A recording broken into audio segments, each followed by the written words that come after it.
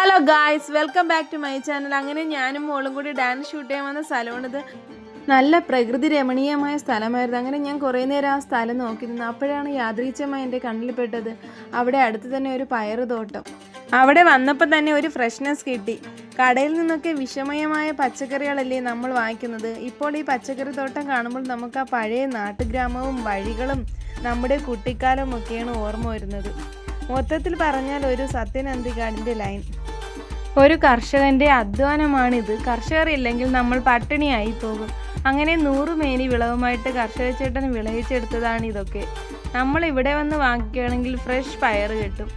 നാടൻ വളമാണ് ഇട്ടിരിക്കുന്നത്, ഒരു രാസവളവും ഇല്ല. ചാണകപ്പൊടിയാണ് കൂടുതലും ഇട്ടിരിക്കുന്നത്. അങ്ങനെ പയറുകളെല്ലാം പൂത്തുലഞ്ഞു നിൽക്കുന്നത് നിങ്ങൾ കണ്ടില്ലേ? ഇതൊക്കെ കാണുമ്പോൾ നമുക്ക് മനസ്സിൽ തോന്നും ഒരു പച്ചക്കറി തോട്ടം ഉണ്ടാക്കിയാലോ എന്ന്. അങ്ങനെ നിങ്ങളുടെ വീട്ടിലുള്ള പച്ചക്കറിയുടെ പേര് കമൻറ്റ് ചെയ്യണേ. പിന്നെ ഞാൻ ഒരു പയറിലിതാ പിടിച്ചു നോക്കി. നല്ല നീളമുള്ള പയറാണ്, കഞ്ഞിക്കുഴി പയറാണോ എന്തോ. അപ്പോൾ ഇതാ കുറേ പയറിങ്ങനെ പിടിച്ച് നിൽപ്പുണ്ട്. കുറേ ഭാഗത്ത് പയർ പിടിക്കാതെയാണ് നിൽക്കുന്നത്. പിന്നെ ഞാൻ എല്ലാം വീഡിയോ ചെയ്തെടുത്തു. ഇവിടെയൊക്കെ നിറയെ പൂത്താണ് നിൽക്കുന്നത് പയർ. ഇടയ്ക്കിടയ്ക്ക് പയർ പിടിച്ചിട്ടുള്ളൂ. ഇനി അടുത്ത വീഡിയോയിൽ കാണുന്നവരേക്കും tata, bye bye, see U.